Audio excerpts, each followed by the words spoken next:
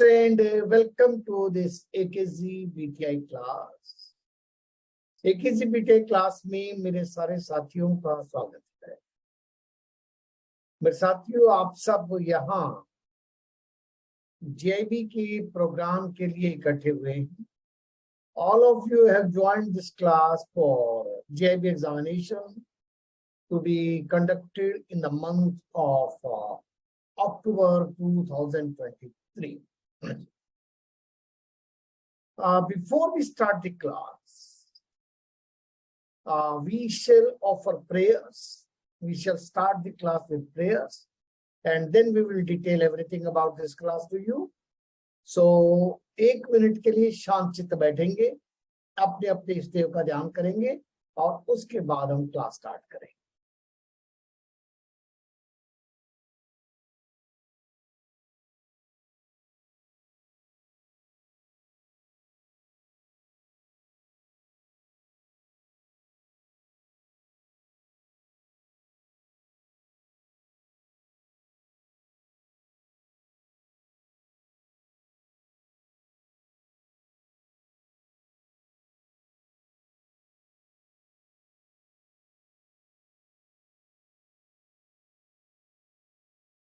आइए, मेरे साथियों, काफी सारे साथी अभी ज्वाइन करने बाकी हैं और धीरे धीरे करके साथी ज्वाइन कर रहे हैं। चैट बॉक्स खुला है। इस क्लास में हमने सारे साथियों को म्यूट रखा हुआ है क्योंकि क्लास में स्पीकिंग की बात देने से डिस्टरबेंस रहती है। तो जिन साथियों ने भी हैंड्स रेज किया हुआ है, कृपया करके वो चैट में लिखिए। जो भी बात लिखनी है चैट में लिख सकते हैं। चैट की मुझे लगता है, मैं चेक कर देता हूँ एक बार कि चैट इसमें अलाउड है आपको। जस्ट चैट चेक कर देते हैं। बिल्कुल ठीक बात है, आप चैट में लिख सकते हैं। चैट में कोई भी बात लिख सकते हैं। जब तक बाकी सारे साथी आते हैं, थोड़ी सी बातें मैं आपके साथ जनरल कर लेता हूं जरा 10-15 मिनट में। फिर बाकी साथी आते हैं तो उनके साथ आपको पूरा प्रोग्राम डिस्कशन करें।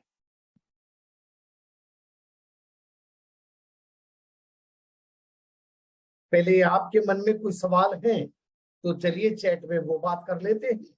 मैं अपनी बात जो है थोड़ी देर के बाद 5-7 मिनट के बाद कर देता हूं ताकि बाकी साथी भी आ जाए। आप अपनी बात कुछ लिखना चाहें तो चैट में लिख सकते हैं। चैट एक दूसरे को विजिबल नहीं होगी, उससे डिस्टरबेंस रहती थी। जो लोग मोबाइल से क्लास कर रहे थे, चैट बार बार जाती है तो उनको डिस्टर्ब करती है, लेकिन हमको आपकी चैट नजर आएगी। आपके मन में कोई बात है तो आप कर सकते हैं। मेरे साथी ने कहा है कि वॉल्यूम रेज करिए। वॉल्यूम हमारे यहाँ से फुल है, वॉल्यूम में कोई दिक्कत है नहीं कहीं भी। आप अपने लेवल पे जरा चेक कर लें एक बार, क्योंकि ये इंटरनेट के कारण से ऐसी पॉसिबिलिटी होती है। अंशुल जी, कोई और विशेष बात तो नहीं है ना इसके वॉल्यूम के बारे में? नहीं, वॉल्यूम आपको सिर्फ अपने कनेक्शन चेक करना होगा। जैसे इंटरनेट की उससे थोड़ी समस्या होती है भाई आपके यहाँ। हमारे यहाँ तो इंटरनेट फर्स्ट क्लास एकदम से फुल है और हम आवाज सुन रहे हैं एक दूसरे की। दूसरे सेंटर से हमको लगातार वो मिलता है।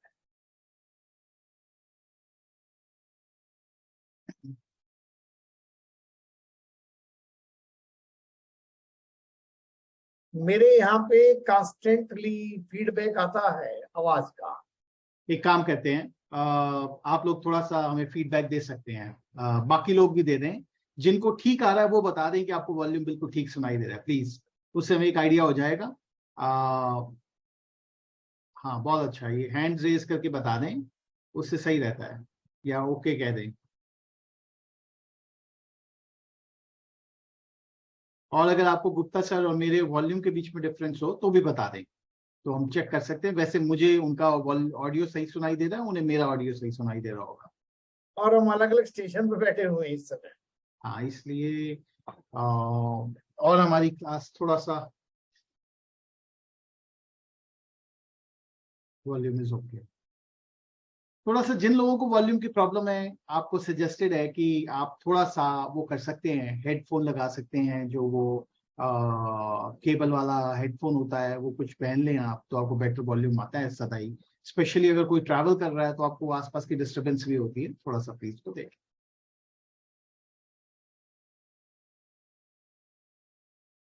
अंशुल सर की आवाज तो अच्छी आनी, वो यंग आवाज है उनकी।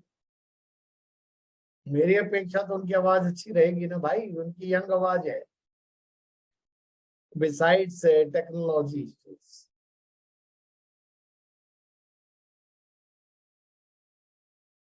कर देंगे, फॉन्ट का ध्यान रखेंगे, डोंट वरी। फोन का ध्यान बिल्कुल कर देंगे भाई, बिल्कुल कर देंगे। और भी एक दो साथियों ने सवाल पूछे हैं, उनकी भी मैं जवाब दे दूं। ये मेरे साथी ने एक बात पूछी थी, साथी ने लिखा था,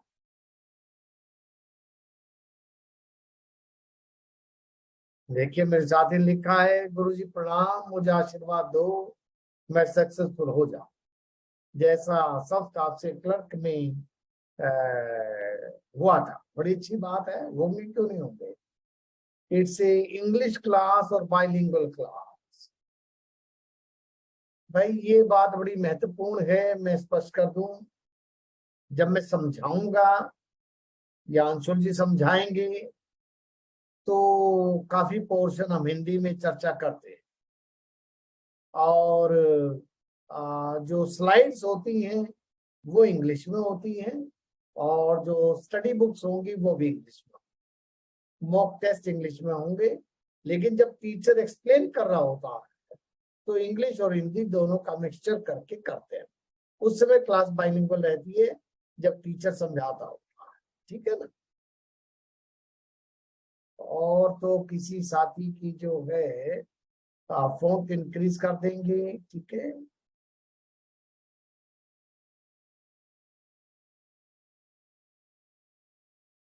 मैं थोड़ी सी बात बता दूं, देखिए बिल्कुल बिल्कुल करते हैं, हिंदी के अंदर भी एक्सप्लेन करते हैं, हिंदी में भी एक्सप्लेन करेंगे, क्यों नहीं करेंगे। हिंदी में भी करेंगे, इंग्लिश में भी करेंगे। एक्सप्लेनेशन तो भाई दोनों भाषाओं में रहता है, उसकी टेंशन ना लें। और ये जो स्टडी मटेरियल है ये अपलोड किया जाएगा, स्टडी मटेरियल अपलोड किया जाएगा, साइट पे अपलोड करेंगे, वहां से आपको पढ़ना है हमारे साइट से। सो स्टडी मटेरियल और मॉक टेस्ट के बारे में मैं आपको बता दूं कि स्टडी मटेरियल हम आपको दो तरीके से देंगे, दो माध्यम से। थोड़ा ध्यान रखें इस बात का, मैं आपको सारे आंसर्स दे रहा हूं सब चीजों के, सो 2 मिनट मेरी बात ध्यान से सुने। स्टडी मटेरियल हम AKG-BTI ऐप, जो कि आप एंड्रॉयड में चला सकते हैं, आईफोन में चला सकते हैं, उसके ऊपर डालेंगे। उससे आपको एक बेनिफिट मिलता है कि आप आते जाते जब चाहें स्टडी मटेरियल को एक्सेस कर सकते हैं। ये स्टडी मटेरियल थोड़े से दिन बाद हमारी वेबसाइट पर भी सेम स्टडी मटेरियल आपको अवेलेबल होगा। आप कंप्यूटर से पढ़ना चाहें, फोन से पढ़ना चाहें, आप उस वेबसाइट से पढ़ पाएंगे। आपको जो चीज सुविधाजनक लगे वो करिए। हम एक बार में आपको सारी जगह पे चीजें इसलिए नहीं डालते ताकि आपका ध्यान विचलित ना हो जाए। आप आराम से पहले ऐप पे करिए, मॉक टेस्ट ऐप पर भी होंगे, पहले हम ऐप पे देंगे और थोड़े दिन बाद इस वेबसाइट पर भी आपको उनकी एक्सेस दे दी जाएगी। सेम बात अगर हम बहुत सारे फोल्डर्स, बहुत सारी चीजें वहां दे देंगे तो आपको कंफ्यूजन हो जाएगा। क्लास अभी स्टार्ट हुई है इसलिए।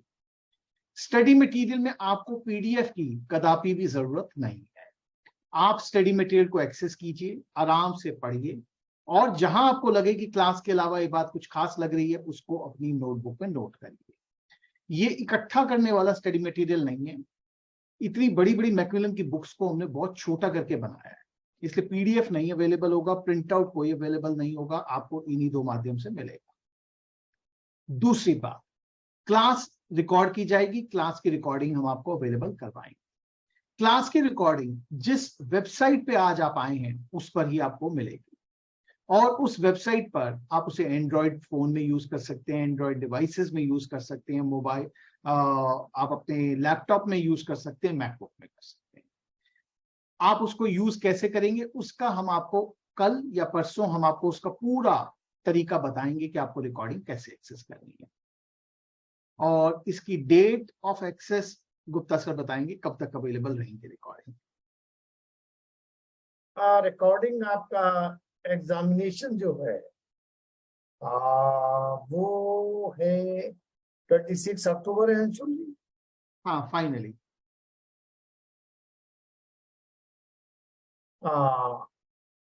लास्ट एग्जाम 26 तक है, तो जब जब तक एग्जाम रहेगा हम इसकी हाँ तब तक रहेगा। जैसे इकोनॉमिक्स का एग्जाम शायद 8 तारीख या 9 तारीख को है, तो उसकी रिकॉर्डिंग वहां तक रहेगी। ये जो बात है कि ऐप कौन सी है, वेबसाइट कौन सी है, कैसे मिलेगा, उसकी चिंता आपको नहीं करनी। आपको सिर्फ एक काम करना है, आपको सिर्फ और सिर्फ इस क्लास पे, मॉक टेस्ट पे और स्टडी मटेरियल पे ध्यान देना है। बाकी सारी चिंता हमारे ऊपर छोड़िए। चिंता करने का काम हम दोनों का है, पढ़ाई करने का काम आपका है। जो कहा जाए बस उतना करिए। एक रिक्वेस्ट मैं बीच में कर रहा हूं, अभी सारे लोग नहीं भी आए, आप इस क्लास में आए हैं, करीब करीब लोग यहाँ पर हमारे ओल्ड स्टूडेंट्स होते हैं जिन्होंने पहले कोई क्लास अटेंड की है। अगर नहीं भी हैं, आपने विश्वास से आप आए हैं, सुन के आए हैं, हमारे ऊपर भरोसा रखिए। आप अगर हमारे बताए तरीके पे जाएंगे, इस क्लास को लाइव क्लास में अटेंड करेंगे, मॉक टेस्ट सॉल्व करेंगे और थोड़ा बहुत वो स्टडी मटेरियल भी पढ़ेंगे, आपकी सक्सेस नहीं मैं कह रहा हूं 60% से ज्यादा मार्क्स आएंगे। ढेर स्टूडेंट्स के एग्जाम्पल है हमारे पास, और ये नहीं कि वो लोग बड़े इंटेलिजेंट होंगे, वो बड़े पढ़ के आए होंगे, ऐसे सब स्टाफ के स्टूडेंट्स भी हैं जिनकी मेरिट भी आई है, इसके अंदर डिस्टिंक्शन के सर्टिफिकेट है उनके पास सारे सब्जेक्ट्स के अंदर। सो इसलिए किसी को घबराने की जरूरत नहीं है, सब तरह के लोग इस कोर्स को कर सकते हैं। हम पूरी कोशिश कर रहे हैं इसके साथ। आपको जो वो मॉक टेस्ट हैं वो जरूर जरूर साथ साथ सॉल्व करने हैं। आप में से कुछ लोगों ने क्लास पहले ज्वाइन की थी 26 जुलाई को, जिसमें हमने कुछ 4 क्लासेस क्वेश्चंस के ऊपर की थी गुप्ता सर ने। आप वो चाहें जिन्होंने आज ज्वाइन किया तो उसकी रिकॉर्डिंग भी आपको उपलब्ध है, आप उसे भी धीरे धीरे करके देख सकते हैं।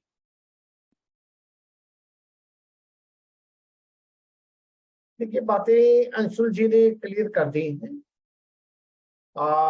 Just for the sake of repetition also मैं भी इन बातों को दोबारा एक्सप्लेन कर देता। I will explain again. 1, there will be a live class and by tomorrow evening, कल शाम तक ये क्लास हमारे साइट पे अपलोड कर दी जाएगी और हम आपको बता देंगे कि क्लास कैसे आपने एक्सेस करनी है, रिकॉर्डिंग कैसे एक्सेस करनी है। रिकॉर्डिंग डाउनलोड करने का मतलब सेव नहीं हो सकेगी, उस प्लेटफॉर्म पे ही आपको रिकॉर्डिंग सुननी पड़ेगी, देखनी पड़ेगी। एक बात, मॉक टेस्ट भी दिए जाएंगे, स्टडी बुक्स भी दी जाएंगी और वो दोनों धीरे धीरे करके हमारे ऐप के ऊपर अपलोड की जाएंगी और आपको उनकी एक्सेस दे दी जाएगी। थोड़ा समय लग सकता है, 1-2 दिन का, लेकिन दे दी जाएगी। जैसे जैसे जो सब्जेक्ट चर्चा होते जाएंगे उनका स्टडी मटेरियल और मॉक टेस्ट अपलोड होते चले जाए, तो इसलिए उस बात का आप स्ट्रेस ना रखें। तीसरी जो बात है, मुख्य बात है, मेहनत की बात है। मुख्य बात मेहनत की बात। सवाल इस बात का है, पेपर बहुत कठिन है। जो साथी इधर उधर की बातें कर रहे हैं, ये आजकल यूट्यूब ये बहुत सारे पैदा हो गए, टीचर कम है। मैं भी बहुत लंबे समय तक पढ़ा, 89 तक टीचर से ही पढ़ा, जबकि ग्रेजुएशन मेरी 1971 में हो गई थी। उसके बाद 18 साल तक मैं लगातार पढ़ता ही रहा, यूनिवर्सिटी का या पार्ट टाइम में कॉलेज का स्टूडेंट रहा कहीं ना कहीं। और हर एक बात थी कि जब तक विन किया विन टीचर के रोल होता था गाइडेंस का, और उसके बाद अपनी मेहनत होती थी। मेरे सारे साथियों से मेरी विनती है, याद रखेंगे, प्लीज रिमेंबर इट। ये जो सोशल मीडिया लिए घूम रहे हैं ना, Google, YouTube, WhatsApp, Facebook, Instagram, Twitter, ये 2.5 महीने छोड़ दीजिएगा। इसे 2.5 महीने इनको छोड़ दीजिएगा। 26 अक्टूबर के बाद आपको जो करना है वो कर लीजिएगा। खासकर इस पे गूगल पे और यूट्यूब पे तो बिल्कुल नहीं जाना। ये लोग फ्री में कुछ कुछ बांटते रहते। टाइम बर्बाद मत करिए अपना। इस दुनिया में कोई आदमी आपको फ्री चीज नहीं देता।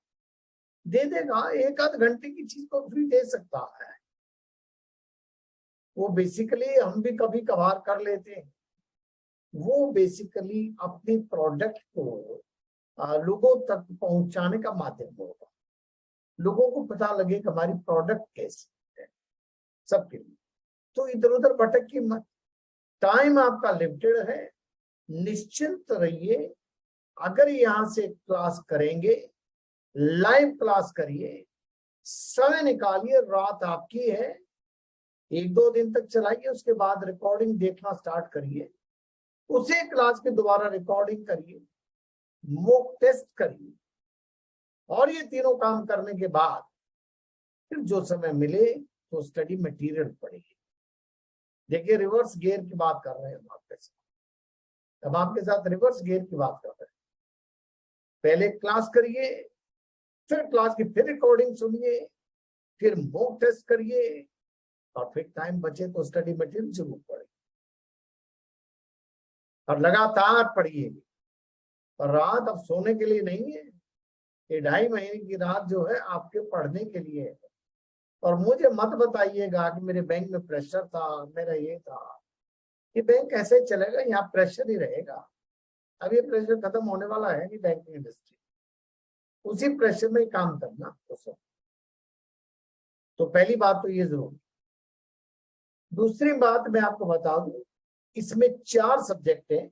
जो साथी पहली बार बैठ रहे हैं उनके लिए बता दूं, now there are 4 subjects. Principle and practice of banking, जिससे हम शुरुआत करने वाले हैं। एक सब्जेक्ट है accounting and finance for bankers. तीसरा सब्जेक्ट है Indian economy and Indian financial system. और चौथा सब्जेक्ट है retail banking and wealth management. सारे सब्जेक्ट का सिलेबस पहले की अपेक्षा, अर्थात मैं कहूं कि 2022 तक जो काम होता उससे मिनिमम 150% टाइम कर दिया, बल्कि रादर मैं कहूंगा डबल कर दिया गया। Principles and practice of banking का सिलेबस बहुत बढ़ा दिया गया है। इकोनॉमिक्स ले आए, इंडियन इकोनॉमी अलग और इकोनॉमिक्स अलग, और उसके साथ पूरा इंडियन फाइनेंशियल सिस्टम जोड़ दिया। एमबीए के सब्जेक्ट सारे। रिटेल बैंकिंग अकेले से तसल्ली नहीं हुई, वेल्थ मैनेजमेंट भी जोड़ दिया।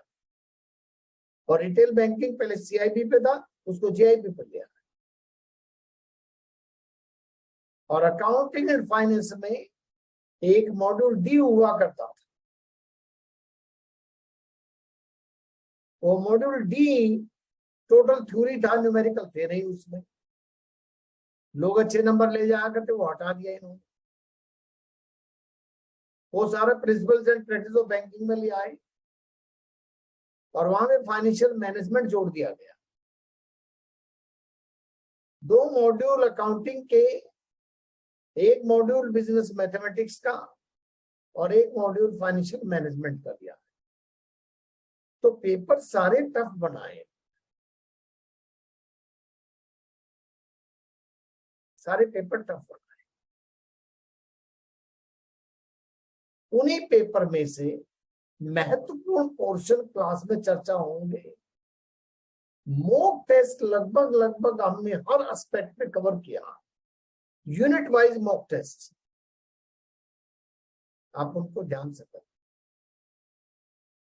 सिलेबसेस हम आपको दे देंगे, व्हाट्सएप पे डाल देंगे। जैसे principles and practice of banking आज स्टार्ट होगा, कल इसका सिलेबस हम अपलोड कर देंगे, यूनिट वाइज अपलोड कर देंगे ताकि आपको पता रहे। ऐसा जरूरी नहीं है कि 100% यूनिट्स क्लास में चर्चा हो।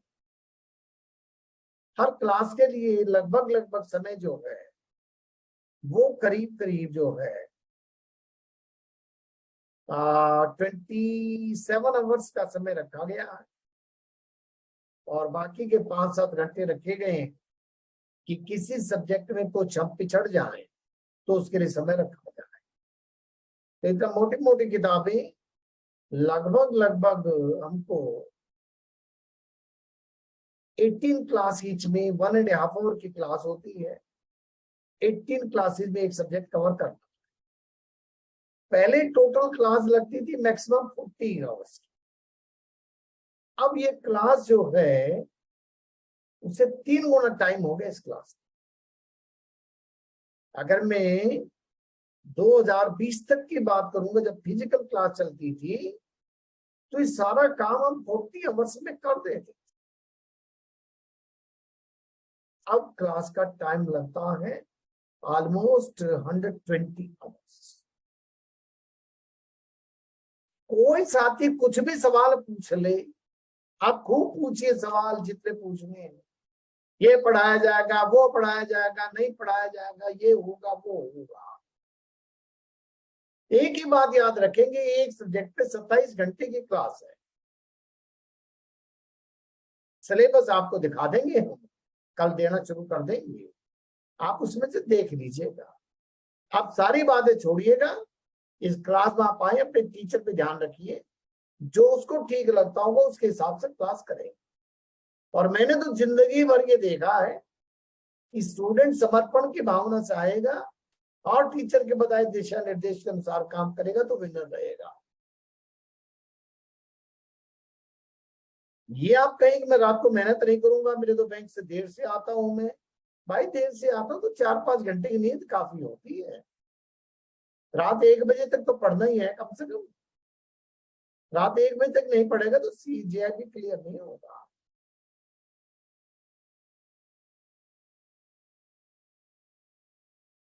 रात 1 बजे तक पढ़ने का नियम रखना है 2 महीने सारे साथियों ने। क्लास तो खत्म हो जाएगी 10:30 बजे, उसके बाद आधा घंटा बाद बैठ जाइए 11 बजे से।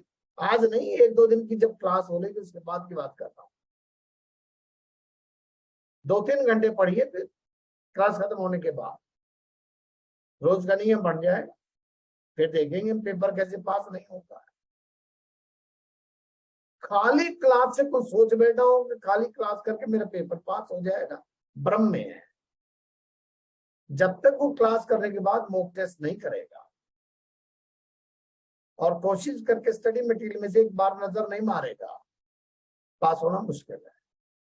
मिनिमम रिक्वायरमेंट है class plus mock test, minimum requirement है। आपकी मर्जी है, चॉइस आपकी। मेरे 2-3 साथियों ने सवाल पूछे, उनका जरा जवाब दे दें एक बार। विदाउट न्यूमेरिकल ये भी एग्जाम क्लियर हो सकता है क्या?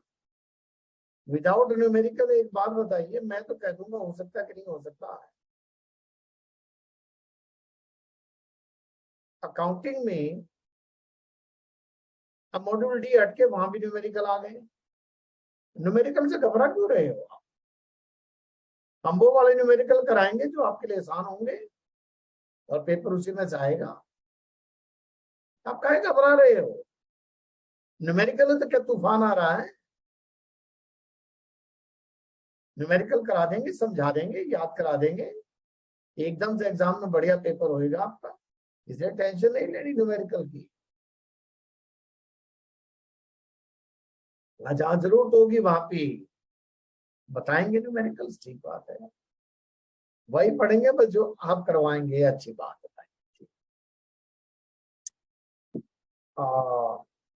इस क्लास में एक दो बातें और बता दूं मैं आपको, फिर क्लास स्टार्ट करते हैं। बस दो की स्पीकर तो हम दोनों हैं ही। मेरा नाम A.K. गुप्ता है और इस क्लास के ऑर्गेनाइजर अंशुल गुप्ता है। बेसिकली अब वो बहुत ज्यादा काम मेहनत वही देखते हैं इस काम को। अंशुल गुप्ता चार्टर्ड अकाउंटेंट है और ये जो सब्जेक्ट आपको 4 पढ़ाए जाने हैं, लिटरली स्पीकिंग ये चारों सब्जेक्ट इन्होंने बहुत थोरोली अपना बीकॉम ऑनर्स दिल्ली यूनिवर्सिटी से करते हुए पढ़े। दिल्ली यूनिवर्सिटी से बीकॉम ऑनर्स में एडमिशन ना तब होता था ना आज होता आसानी से। हिंदू कॉलेज जिसमें वो पढ़े थे आज भी, अब तो CUET आ गया, पिछले साल तक 98%, 97% वाला स्टूडेंट ही जा सकता था, जिसके 12th में 97, 98 आए। वहां से उन्होंने ग्रेजुएशन की, CA किया, टॉप 10 में रहे, फर्स्ट अटेम्प्ट में सारे पेपर पास किए, फाउंडेशन हो, इंटर हो, फाइनल हो, और बड़ी कंपनियों में काम किया। और उसके बाद मन में आ गया कि अब एकेडमिक्स करनी है तो एकेडमिक्स करते हैं। अकाउंट्स की क्लास का तो पूरा जिम्मा इनके जिम्मे है, क्योंकि लोग इनके फैन हैं अकाउंट्स के।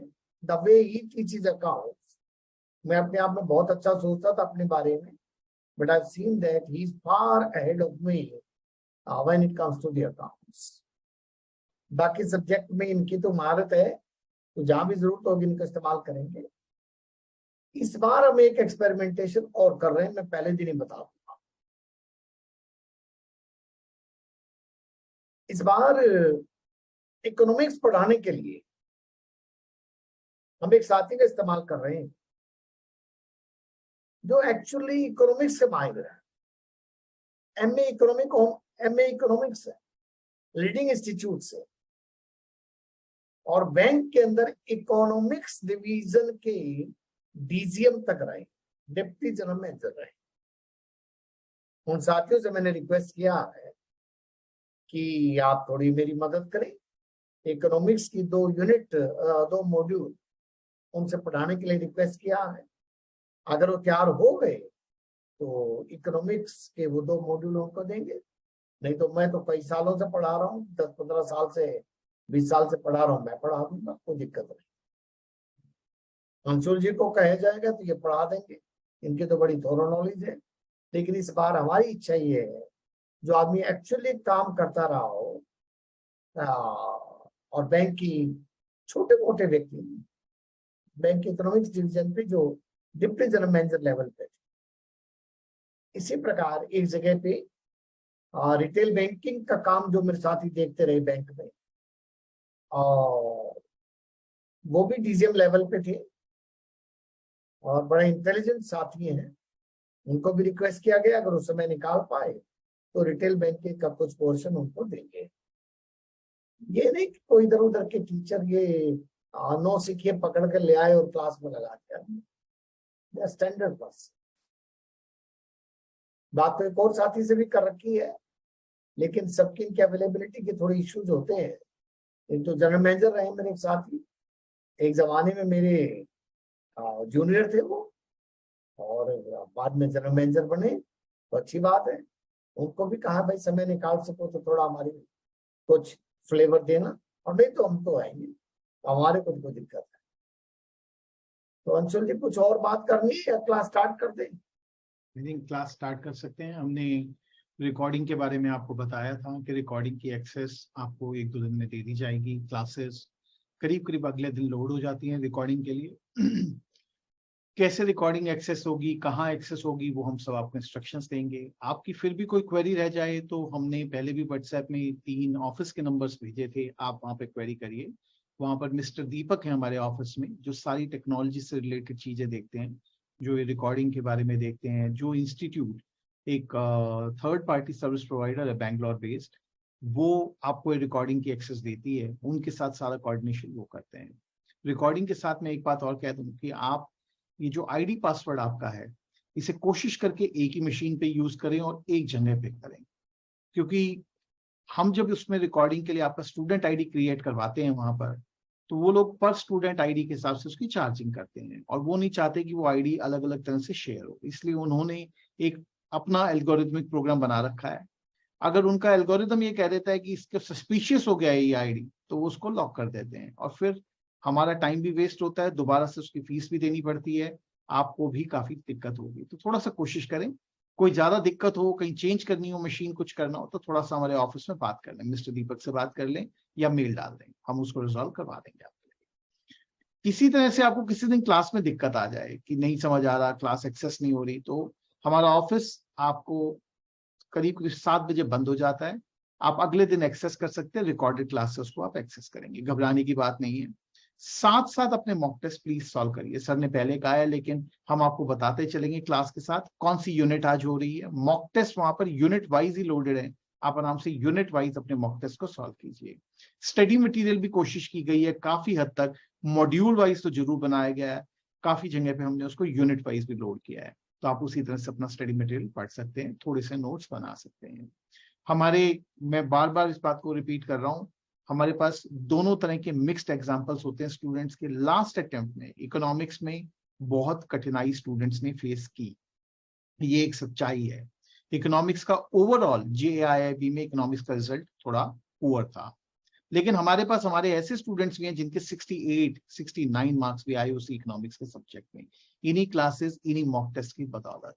थोड़ा सा मेहनत का भी फर्क है। और बाकी इस बार हम इसीलिए गुप्ता सर ने रिक्वेस्ट की है कि एक इकोनॉमिक्स के स्पेशलिस्ट को भी हम इंट्रोड्यूस करेंगे, जिससे और इस क्लास की क्वालिटी को हम इम्प्रूव कर सके इकोनॉमिक्स में। मेरे ख्याल से सर हो गया है, आप क्लास कर सकते हैं। मेरी एक लास्ट बात मेरे साथियों क्लास शुरू करने से पहले है,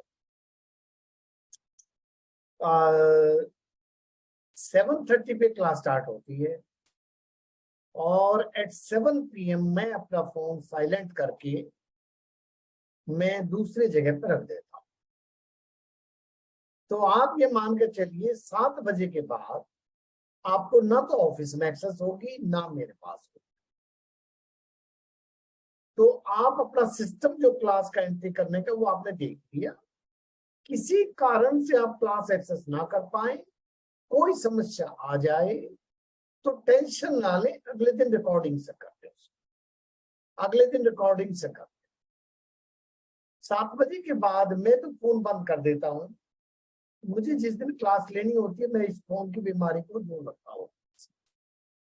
स्टाफ का भी टाइम जो है नॉर्मली दफ्तर का 6:30 है, लेकिन 7 बजे तक फिर भी अवेलेबल रहता है।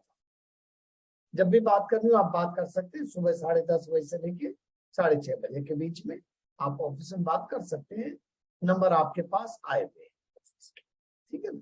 आइए हम स्टार्ट करेंगे PPOB से। Principles and practice of banking. Deliberately इसे स्टार्ट इसलिए किया गया है कि मेरे हिसाब से सबसे आसान पेपर यही है, सबसे आसान पेपर है इसका JIB का, principles and practice of banking. और मैं शुरू में एकदम से कठिन पेपर स्टार्ट नहीं करना चाहता, तो इसलिए हमने principles and practice of banking start किया। उसके बाद दूसरा पेपर हमारी कोशिश रहेगी कि हम फिर कठिन पेपर डालेंगे बीच में, Indian economy and Indian financial system का या अकाउंट्स का डालेंगे, देख लेंगे दोनों में से कौन सा डालना है। लेकिन फिलहाल principles and practice of banking start करेंगे, मॉड्यूल A से स्टार्ट करेंगे मेरे साथियों। ये मॉड्यूल वो है जिसके बारे में आपको थोड़ी बहुत जानकारी पहले से है। आइएगा मेरे साथ, मैं स्क्रीन शेयर करता हूँ यूनिट 1 का, बैंकर कस्टमर रिलेशन का, मेरे साथ रहिए। इससे पहले एक बार छोटा सा आपको दिखा देता हूं मैं। आएगा ये principles and practice of banking का सिलेबस कल व्हाट्सएप पे भी लगा दिया जाएगा, जरा सा आप नजर कमार लें, नोट करने की जरूरत नहीं है क्योंकि व्हाट्सएप पे डाल ही देंगे हम कल सवेरे। बहुत बड़ा पेपर है, वो एग्जाम्पल दिखा रहा हूं। यूनिट का नंबर लिखा है, सामने टॉपिक लिखा है, banker customer relationship, KYC guidelines, operational aspects of KYC, various types of customers, various types of deposit account, clearing, collection, cash services, bankers special relationship, power of attorney है, set off है, lien है, guarantee order है, सारी बातें। Foreign exchange remittance facility for individuals, liberalised remittance scheme वगैरह आएंगी। Operational aspects of NRI business, non resident accounts, NRO, NRE, FCNR, foreign currency account of residents, FCNR etcetera, ओ RFC domestic, और आपका EFC account, cash management services, payment and collection of cheques, responsibilities of the paying bank, collecting bank, ancillary services like DD, locker, financial inclusion and financial literacy, customer service की सारी बातें आ जाएंगी। Duties and rights of the banker and customer rights. एक module चल रहा है ये कुल मिला के, grievance redressal and integrated ombudsman scheme of RBI, consumer protection act and right to information act. 21 units है। मेरा एक्सपेक्टेशन लेवल ये है, out of the 100 marks 35 marks की कवरेज यूनिट से रहनी चाहिए। 35 मार्क्स की कवरेज रहनी चाहिए मॉड्यूल बी से। 35 मार्क्स की मॉड्यूल बी से रहना चाहिए। ये पूरा लोन का पोर्शन है। बैंकिंग में जो लोन से कनेक्टेड मामले हैं वो सारे के सारे मॉड्यूल बी में दिए गए। पूरी लैंडिंग से भरा पड़ा है। यहां से भी 35 नंबर का हमको अंदाजा है मॉड्यूल बी से। मॉड्यूल सी बैंकिंग टेक्नोलॉजी का है। मेरी कैलकुलेशन ये कहती है लगभग 15 नंबर आने चाहिए। It should cover about 15 marks. तब होने को तो उनकी मर्जी, वो कुछ भी कर दे। और जो मॉड्यूल डी है एथिक्स इन बैंकिंग का, इसके बारे में भी मेरा मानना ये है कि यहां से भी लगभग 15 नंबर उठना चाहिए। और मैं आपको स्पष्ट कर दूं, हमारे प्रयास पूरे इस बार कोर्स को रिफाइनमेंट की जा रही है। आईटी का पोर्शन जो है बैंकिंग टेक्नोलॉजी का, I have already requested somebody who was AGM information technology in a large public sector bank, जो आईटी के एक्सपर्ट थे और लगभग जिन्होंने I think if I correctly recall, इस व्यक्ति ने लगभग 2 डिकेड्स तक आईटी में काम किया। तो उनको रिक्वेस्ट की गई है, अगर वो हमारी मदद कर सकेंगे तो अच्छी बात है, नहीं तो भाई मैं तो 20 साल से इस काम को कर ही रहा हूँ, कोई दिक्कत है नहीं मुझे, मैं कराऊंगा ही कराऊंगा, कोई परेशानी नहीं। ठीक है ना बात। आइएगा अब आपके साथ बात करेंगे आज के आइएगा बस।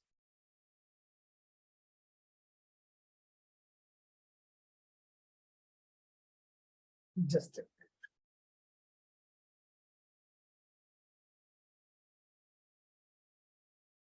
1 minute please. Just 1 minute. Give me 1 minute.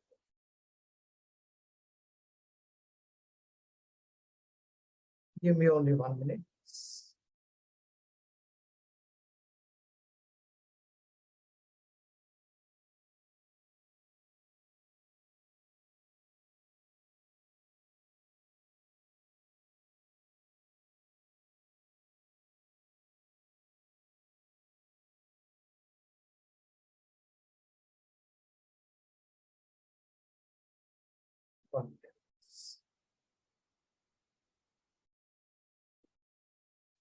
आइएगा मैसेज।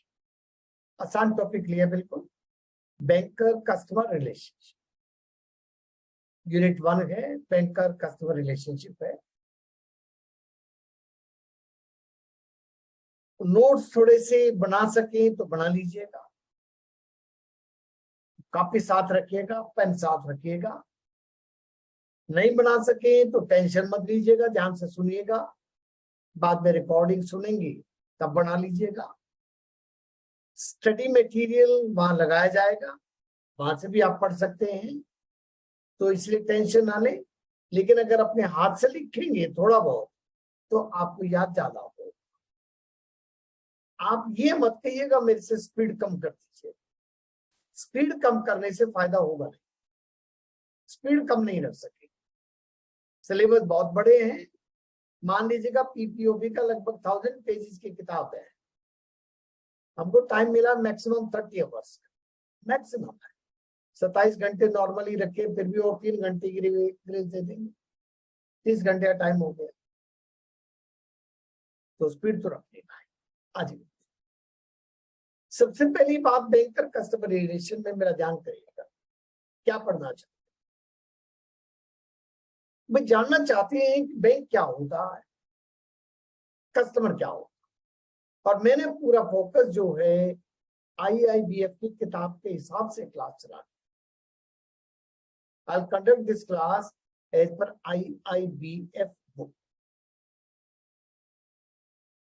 करवाऊंगा अपने तरीके से, बेस उसको रखो। ये नहीं कि वहां से कॉपी मास्टर करना है। जैसे आजकल मैं कोई भी बार यूट्यूब में देखता हूँ, उनका छापा मार के एक टीचर जो है वहीं से लाइन पढ़ता जाता है, तो मेरे समझ में आज तक नहीं आया कि मैंने तो किसी टीचर ने मेरे ने तो पढ़ाया नहीं। इतने साल तक मैं पढ़ाऊं, मेरा टीचर कोई किताब लेकर नहीं आता। ये स्लाइड भी मैं आपके लिए ले आता हूँ, फिजिकल क्लास होगी तो मैं तो कोई कागज रखता नहीं। टीचर तो होना चाहिए जिसको सब्जेक्ट आता हो, सामने किताब रख के क्या पढ़ाना। आइएगा, तो दोस्तों बैंकर कस्टमर रिलेशनशिप में हम पढ़ेंगे बैंक क्या है, कस्टमर क्या है, और बैंक कौन कौन सी सर्विसेज देता है, और उन सर्विसेज में उनका उनका रिलेशनशिप क्या होता है, बैंक किस किस किस्म के खाते खोलते हैं, इन बातों की जानकारी करेंगे। थोड़ा क्विकली देखिएगा, आइएगा मेरे साथ। Bank is defined in Section 5B of the Banking Regulation Act 1949. Banking is defined in Section 5B of the Banking Regulation Act. क्या कहा गया? What is banking? Banking means accepting for the purpose of lending or investment. क्या accept करना है? Deposits of money from public. मैं एक एक बात बताऊंगा। Repayable on demand or otherwise, and withdrawable by check, draft or otherwise. Her line का मतलब है, ध्यान से सुन लीजिए। Accepting of deposits of money, घोड़े नहीं एक्सेप्ट करने, गोल्ड नहीं एक्सेप्ट करने, कमोडिटी नहीं एक्सेप्ट करने, क्या करना? Deposits of money. किससे? पब्लिक से। पब्लिक से, अपने मेंबर से नहीं, अपने शेयर होल्डर से नहीं, सारी पब्लिक से। पर्पस क्या है? एक्सेप्टिंग डिपॉजिट्स का, लेंडिंग और इन्वेस्टमेंट, लेंडिंग और इन्वेस्टमेंट। या तो उसको लोन देंगे या गवर्नमेंट सिक्योरिटीज इत्यादि में इन्वेस्ट कर देंगे। रिपेबल ऑन डिमांड और अदरवाइज, सेविंग और करंट के खाते होंगे तो जब चाहे अपना पैसा ले लो, और अगर एफडी का होगा तो एक निश्चित समय के बाद पैसा मिलेगा। सो रिपेबल ऑन डिमांड और otherwise, withdrawable by cheque, draft, order और अदरवाइज। बैंकिंग ही अकेली ऐसी संस्था है और एक पोस्ट ऑफिस है जहां चेक से पैसा निकल सकता। आप किसी के पास पैसे जमा कराइए तो आपको चेक काट के देंगे, वो अपना चेक बुक जारी नहीं कर, बैंक जारी कर। आज term customer is not defined by law. Customer law में डिफाइंड नहीं है, तो किसे कहेंगे हम customer? A person who is an account with a bank, is considered as a customer. जिस आदमी का बैंक में खाता हो उसे हम कस्टमर कह देते हैं। Customer is defined in KYC guidelines. Customer defined in KYC guidelines. ये डेफिनेशन बड़ी वाइड है, कस्टमर की डेफिनेशन बड़ी वाइड है। मैं आपको बताऊंगा थोड़ी देर में, केवाईसी कराऊंगा तो इसके बारे में भी बताऊंगा मैं आपको। आ जाएगा मेरे साथ, रिलेशनशिप देख लीजिएगा मेरे साथ, ही आपके सामने है। बैंकर कस्टमर रिलेशनशिप, ट्रांजैक्शन है अगर डिपॉजिट की तो बैंक डेटर है, कस्टमर क्रेडिटर है। बैंक देनदार है, कस्टमर लेनदार है। और अगर यही हो लोन फ्रॉम द बैंक, या मैं इसको कह दूं ओवरड्राफ्ट, या मैं इसको कह दूं ओवरड्राफ्ट,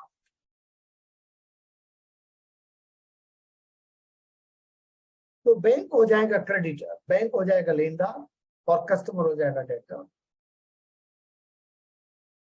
सेफ कस्टडी में ध्यान दीजिएगा, सेफ कस्टडी में रिलेशनशिप बेली पेलर का है। सेफ कस्टडी होती क्या है? जब एक आदमी कोई अपनी वैल्यूएबल आपको इसलिए देके जाए कि सर इसको संभाल के रखिए, सर इसको संभाल के रखिए, मैं कुछ समय बाद आपसे ले लूंगा और संभालने का आपको किराया दूंगा, पैसा दूंगा, तो उसको बेलमेंट कहती है, इसको सेफ कस्टडी कहते हैं।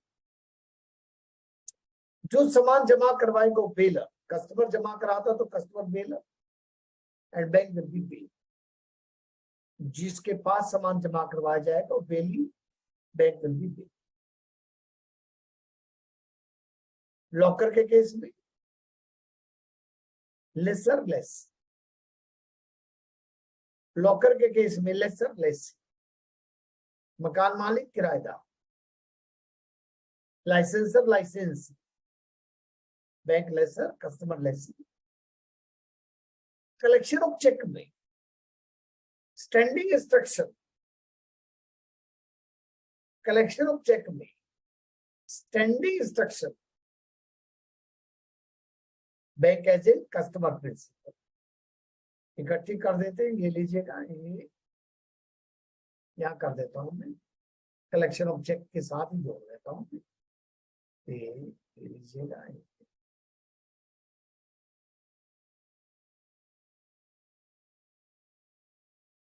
कलेक्शन ऑफ चेक में स्टैंडिंग इंस्ट्रक्शन में बैंक एजेंट और कस्टमर प्रिंसिपल लीजिएगा। स्टैंडिंग इंस्ट्रक्शन में भी bank agent customer principal. Customer बताएगा हर महीने पैसा LIC को भेज दिया करो। Sale purchase of securities on behalf of the customer, bank agent होगा, कस्टमर प्रिंसिपल होगा। कलेक्शन ऑफ चेक में बैंक एजेंट होगा, कस्टमर प्रिंसिपल होगा। परचेज ऑफ ड्राफ्ट में जब कोई आदमी ड्राफ्ट परचेज करने आवे, पैसा दे दे, तो बैंक डेटर कस्टमर क्रेडिटर, लेकिन पे ऑफ ड्राफ्ट के साथ रिलेशनशिप बदल जाएगा।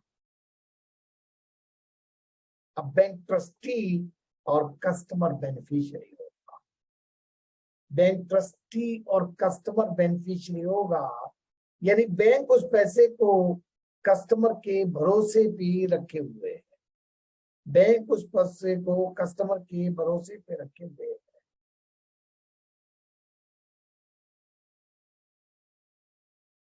बैंक उस पैसे को कस्टमर के भरोसे पे रखे हुए है।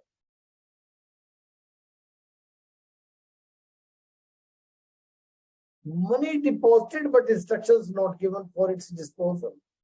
अकाउंट नंबर ही नहीं लिखा, पे स्लिप तो भर दिया, अकाउंट नंबर लिखा है, ये नहीं बताया कहां डाल।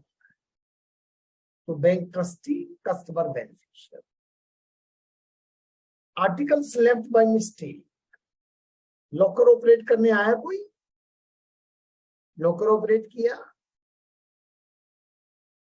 झुमका वहीं गिर गया या रिंग गिर गई, बैंक ने संभाल के रखा, तो बैंक ट्रस्टी है, कस्टमर बेनिफिशियरी। प्लेज के केस में कस्टमर प्लेजर, बैंक प्लेज। ज्यादातर में अर और ई होता है। कस्टमर अर, बेलर, मॉर्टगेजर, प्लेजर, और बैंक ई होता है प्लेजी।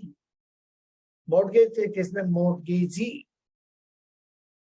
सिर्फ लेसर लेसी में फर्क है, वहां बैंक लेसर है, कस्टमर लेसी। बैंक लेसर है, कस्टमर लेसी। हाँ जी दोस्तों, shares given for sale, bank agent है, कस्टमर प्रिंसिपल है। Shares given for sale, bank agent है, कस्टमर प्रिंसिपल है। और हाइपोथिकेशन में बैंक है हाइपोथिकेटी और कस्टमर है हाइपोथिकेटर। कस्टमर है हाइपोथिकेटर। ये भाई रिलेशनशिप्स में से सवाल आ जाएगा आपके पास एक नंबर का, वो 4-5 रिलेशनशिप दे देगा और कहेगा बताइए इनमें से कौन सा गलत है या इनमें से कौन सा सही।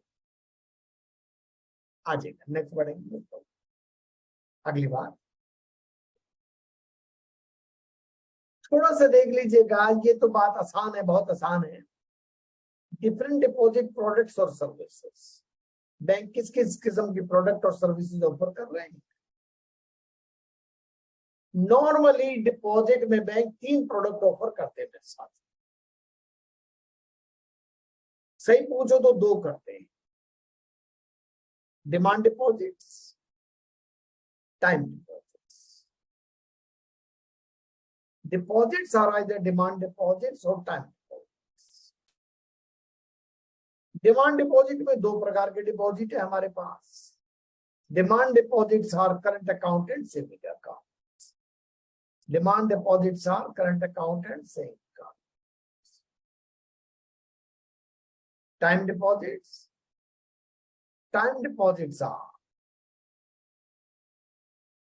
fixed deposit, RD, etc. Fixed deposit, RD, etc. तो डिपॉजिट बेसिकली 2 प्रकार की प्रोडक्ट हुई। छोटा सा डिफरेंशिएशन यहाँ पे दिया, आपको पहले से पता है इस बात का, कोई नई बात नहीं बता रहा हूं। Demand deposits are payable on demand, time deposits are payable after some time. Demand deposits में या तो ब्याज मिलता नहीं या कम मिलता है, एफडी में थोड़ा ज्यादा ब्याज मिलता है। डिमांड डिपॉजिट्स में क्या क्या है, करंट है, सेविंग है, ओवरड्यू फिक्स्ड डिपॉजिट्स है, अनक्लेम डिपॉजिट्स है। टाइम डिपॉजिट्स में है 7 दिन से लेके और 10 साल तक के डिपॉजिट जो है वो टाइम डिपॉजिट्स। आज मैं हाइब्रिड डिपॉजिट और फ्लेक्सी डिपॉजिट्स आजकल चल पड़ा इसका रिवाज, आपको ध्यान होगा, आपको ध्यान होगा।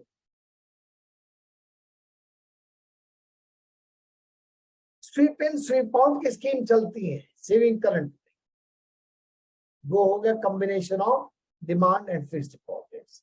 हाइब्रिड डिपॉजिट्स और fixed deposits, combination of demand and fixed deposits. ये वेरियस टाइप्स ऑफ डिपॉजिट्स है मेरे साथियों, डिपॉजिट प्रोडक्ट्स हैं। Services to the customers and investors, ये जरा ध्यान से देखिएगा, ये चीज हमारी जनरली हमने बैंकिंग में कम काम आती है। मर्चेंट बैंकिंग में आपको बता देता हूं, पहले बाद में स्लाइड पढ़े। मर्चेंट बैंकिंग क्या होता है ध्यान दीजिएगा मेरे साथियों। मैं एक कारपोरेट हूं और मुझे 100 करोड़ रुपया चाहिए। मैं एक एजेंसी के पास गया, मैंने कहा भाई साहब मुझे 100 करोड़ रुपया चाहिए। बोले आप क्या करते हैं जी? मैंने अपना काम बता दिया जी। आपके अपने पास कुछ है कि नहीं जी? मैंने कहा वाह भाई वाह, अगर मेरे पास कुछ ना होता तो मैं काम क्यों करता? मेरे पास है 25-30 करोड़ मेरे पास भी है। तो बोले फिर तो आपको 70 करोड़ के आसपास में चाहिए। मैंने कहा 70 करोड़ ही चाहिए। बोले वापस करना है कि नहीं करना है? मैंने कहा मतलब? बोले वापस करना है तो लोन उठाएंगे और नहीं करना है तो शेयर जारी कर देंगे। मैंने कहा भाई मिक्सचर कर दो, थोड़ा पैसा ऐसा हो जो वापस ना करना पड़े, शेयर होल्डर बना लो और थोड़ा सा लोन उठवा दो। जो ये सारे काम मुझे करके देगा ना, उसको मर्चेंट बैंकर कहते हैं। जो मेरे को फंड रेज करने में मदद करेगा उसको मर्चेंट बैंकर कहते हैं।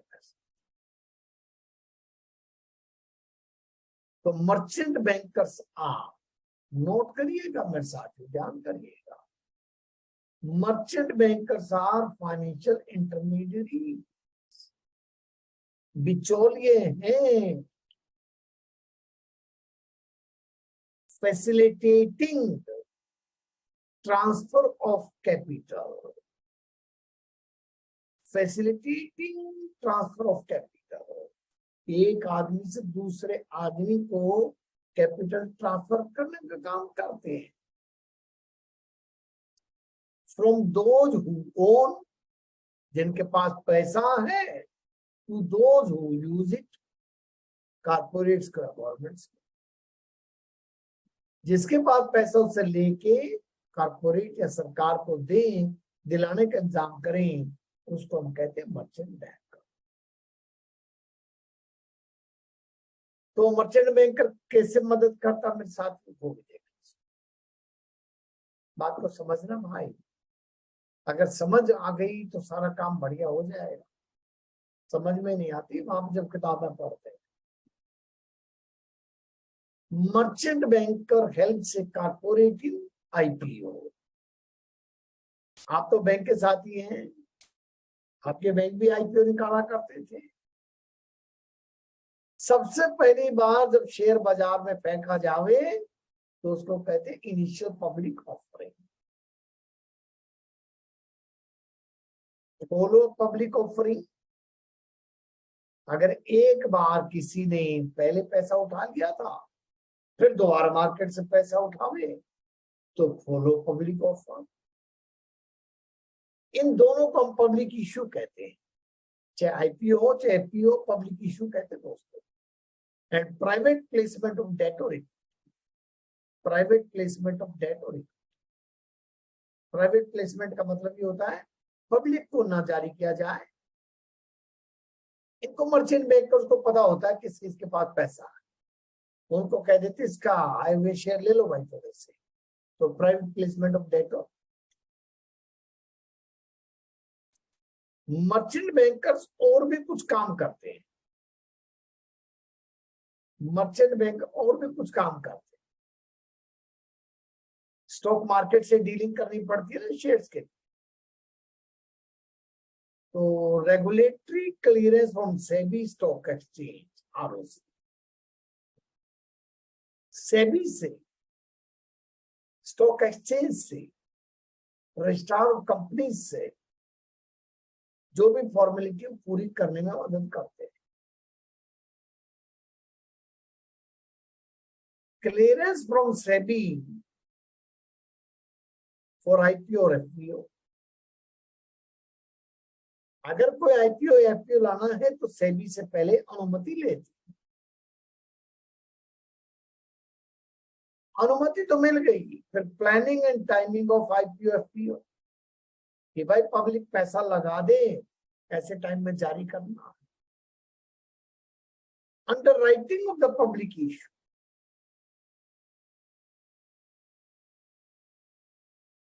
पब्लिक इश्यू निकाला। कुछ लोग कह देते हैं कि अगर लोगों ने अप्लाई नहीं करा तो हम शेयर खरीद लेंगे।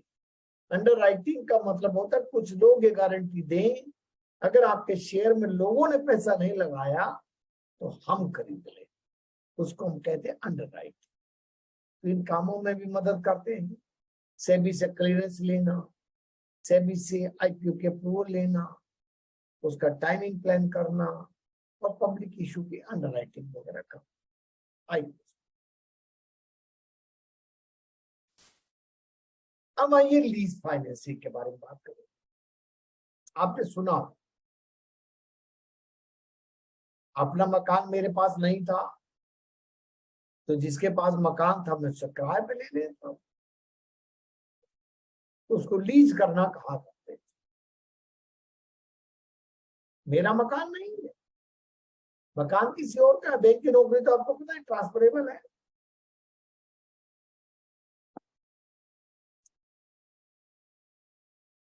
आज राजस्थान में जाओ जी, कल पंजाब में जाओ जी, परसों चंडीगढ़ जाओ जी, फिर दिल्ली आ जाओ जी, चलता रहता मकान किराए पे। इसी प्रकार बहुत बार लोग मशीन लीज पे ले लेते, मशीन खरीदते नहीं, किराए पे ले लेते, उसको हम कहते हैं लीज फाइनेंसिंग। लीज फाइनेंसिंग का मतलब क्या है? Leasing out the capital asset to another company. जो मेरे पास मशीन इत्यादि है, जनरेटर है, मशीन है, उसको मैं किराए पर किसी और को दे against payment of monthly rent, मैं किराए पे किसी और को दे,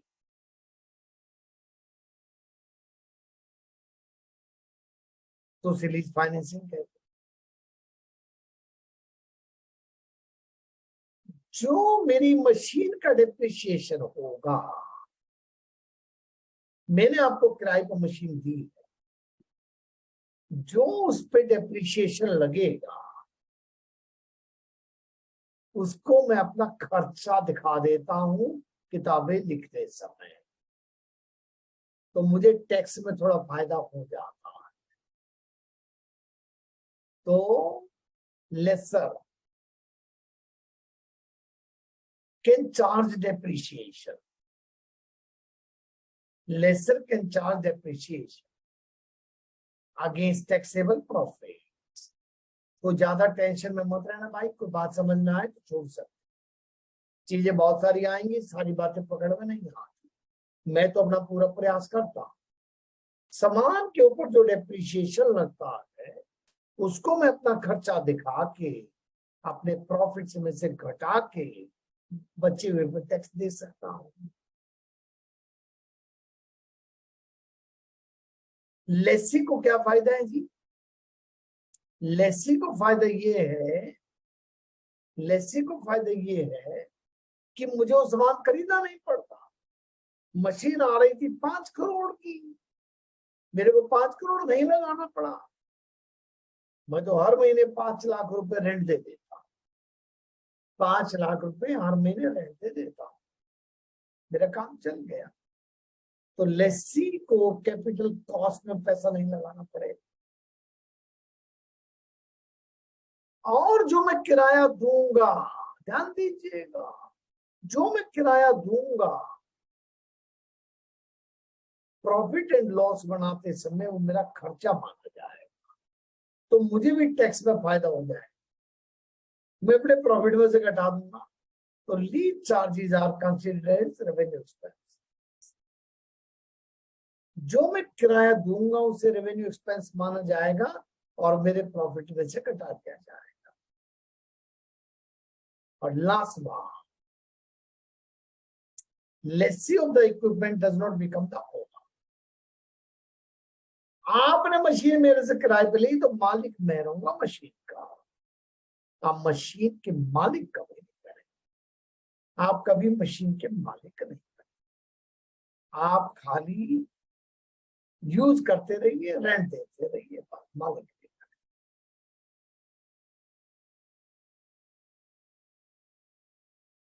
तो एक नजर इस पर मार दीजिएगा मेरे साथ।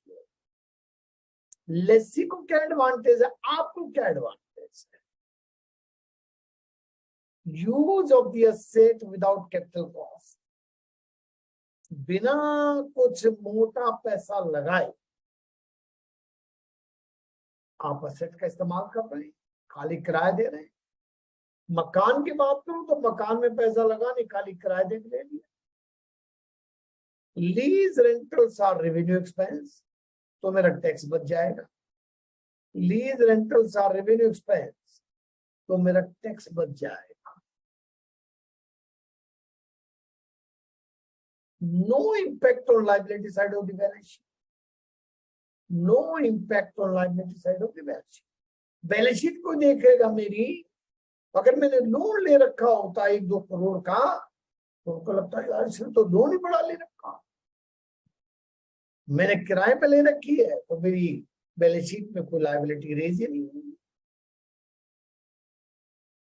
डिसएडवांटेजेस टू द लीजिंग, आपको नुकसान क्या रहेगा भाई? Ownership is never transfer, ownership आपको कभी ट्रांसफर नहीं। आप उस मशीन का इस्तेमाल सिर्फ एग्रीड बिजनेस के लिए कर सकेंगे। Machine can be use only for agreed business. अगर आपने शर्तें तोड़ी, किराया नहीं दिया, तो अपनी मशीन उठा के ले जाएगा। Repossession of the asset by the lessor, अगर हमने कुछ गड़बड़ की आपने, तो मैं अपना सामान वापस उठा लेता।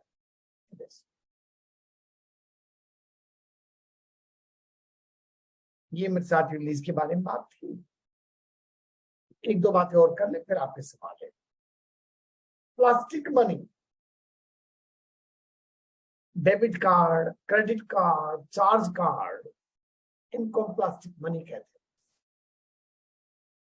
प्लास्टिक मनी क्या है? Debit card, credit card, charge card. तीनों में फर्क क्या है? ध्यान दीजिए, बात की तरफ फिर स्लाइड पर है। डेबिट कार्ड और एटीएम कार्ड तो एक ही चीज होती है। मेरे खाते में पैसा है तो मैं पैसा निकाल सकता हूं। जब पैसा निकाल रहा हूं उसी समय पैसा होना चाहिए मेरे खाते। मेरा खाता डेबिट होगा तो मुझे पैसा आएगा। उसके मुकाबले क्रेडिट कार्ड, मैं सामान खरीदता रहा हूं, मुझे तुरंत पैसा नहीं देना पड़ेगा। महीने में 15 दिन में वहां से बैंक वाले बिल भेजेंगे कि भाई साहब आपने ये सामान खरीदा, पैसा दो। और पैसा भी क्रेडिट कार्ड में वो क्या कहते हैं, जरूरी नहीं आप हमको सारा पैसा दो। मैंने परचेज कर ली थी 50,000 की, वो कहेंगे कोई बात नहीं, अब 10,000 अभी दे दो, 40,000 किस्तों में दे देना।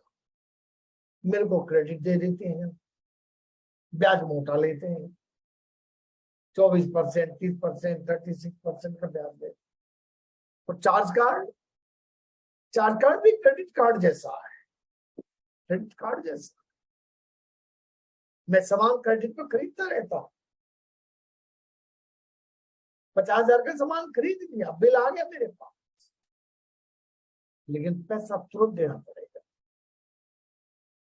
क्रेडिट नहीं मिलेगा मेरे को। क्या आप 1 महीने बाद दे देना, 5 महीने बाद दे देना।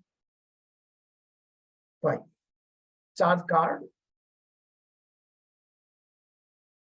इलेक्ट्रॉनिक पेमेंट कार्ड है, वो पता ही हमें, इलेक्ट्रॉनिक पेमेंट कार्ड है।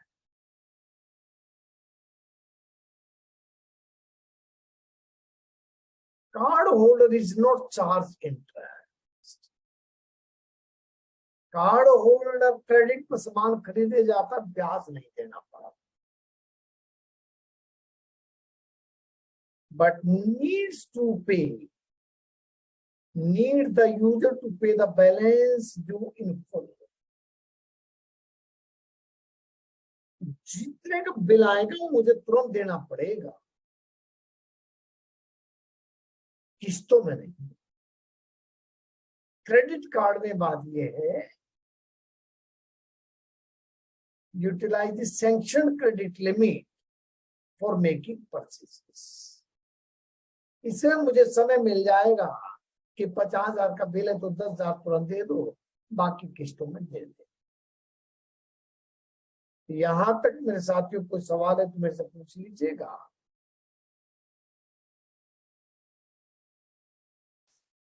आगे तो आसान काम है, यहाँ तक कोई सवाल है पूछ।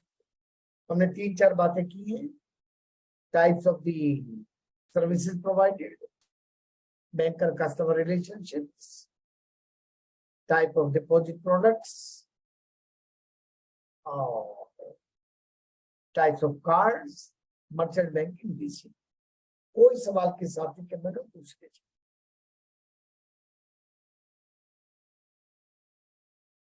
मैं इंतजार कर रहा हूं आपके चैट्स का, नहीं तो फिर आगे बढ़े।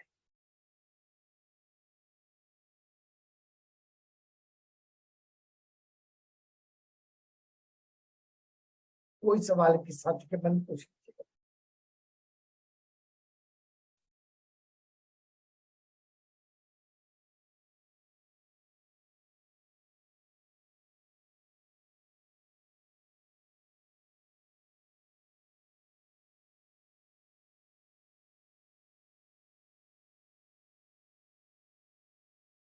चैट में अलाउड है कि नहीं?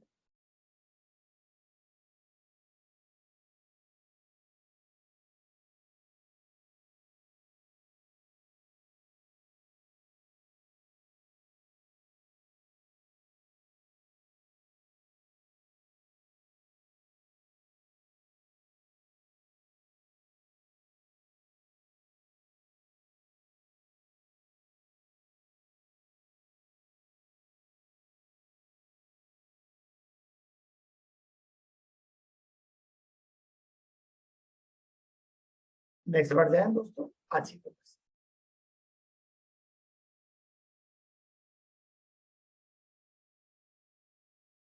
मेरे साथी ने पूछा है, how merchant banker assist in obtaining regulatory clearance from SEBI.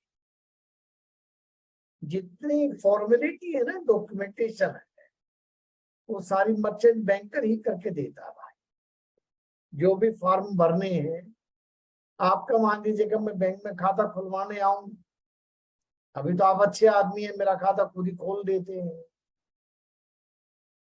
मैं लोन लेना चाहूं आपसे, आप मुझे ढेर पकड़ा देते फॉर्मों का कि भर के लाओ, मेरे को तो भरने आते नहीं। तो मैं किसी की मदद लेता हूँ, वो देता हूँ। फिर उनके आपसे संबंध भी होते हैं थोड़े से, तो आपसे आके समझ लेते हैं कहीं डिफिकल्टी हो तो। ये बात आज प्रीपेड कार्ड जो है वो पता आपको मेरे साथियों, जैसे आपका फोन प्रीपेड होता है, उसी प्रकार से प्रीपेड कार्ड में पहले से अमाउंट लोड कर दिया जाता। मैं 10,000 20,000 का अमाउंट बैंक को दे देता हूँ, वो लोड कर देते हैं उसमें, और उसमें उसका यूज करता है। को ब्रांडेड कार्ड्स, को ब्रांडेड कार्ड, एक डेबिट कार्ड पे या क्रेडिट कार्ड पे किसी दुकानदार का भी नाम लिखा रहेगा। यहां भी चल पड़े हैं, आज इंडिया में भी चल पड़े हैं। इंग्लैंड में गया था 1991 में, एक एक आदमी के जेब में 20-20 कार्ड होते। मैं बोला यार ये क्या कार्ड लिए घूम रहे हो भाई? बोले जी ये जैसे यहाँ रिलायंस वाले का कार्ड हो, बोले रिलायंस वाले का नेटवर्क के साथ टाई अप है, तो ये वाला कार्ड इस्तेमाल होगा। जब हम रिलायंस से परचेज करेंगे तो इस कार्ड का इस्तेमाल करेंगे, उससे करेंगे तो वो करेंगे। ऐसे co-branded card is a credit card that a retailer of the consumer goods or services issues in partnership with another card issuer or network। जब कोई मर्चेंट, जब कोई दुकानदार किसी बैंक के साथ टाई अप करके कार्ड जारी करे तो उसे को ब्रांडेड कार्ड के साथ में कहते हैं। और इलेक्ट्रॉनिक कार्ड्स या पेमेंट सर्विसेज जो आपके स्मार्टफोन में मोबाइल वॉलेट जैसे होते हैं, जैसे आपके आजकल ये पेटीएम वगैरह चलते, वो इलेक्ट्रॉनिक कार्ड या पेमेंट सर्विसेज। रेमिटेंस सर्विसेज हम बाद में पढ़ लेंगे, मेरे साथियों को खास बात नहीं है आज।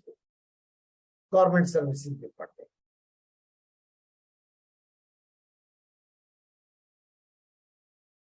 तो ये बेसिकली हमारी सर्विसेज मेरे साथ है। और इस क्लास को हम यहाँ पे क्लोज करेंगे, 10 मिनट का ब्रेक देंगे और 9 बजे हम दोबारा क्लास स्टार्ट करेंगे। यूनिट नंबर 2 और 3 केवाईसी के बारे में चर्चा होगी, प्रिवेंशन ऑफ मनी लॉन्ड्रिंग के बारे में चर्चा होगी। ये क्लास यहाँ पर क्लोज होगी, मैं आउट बंद कर दूंगा। उसके बाद दोबारा क्लास आपको स्टार्ट करनी होगी, जैसे आज लॉगिन किया था उसी प्रकार से आप दोबारा क्लास में लॉगिन करें। Okay my dear, thank you.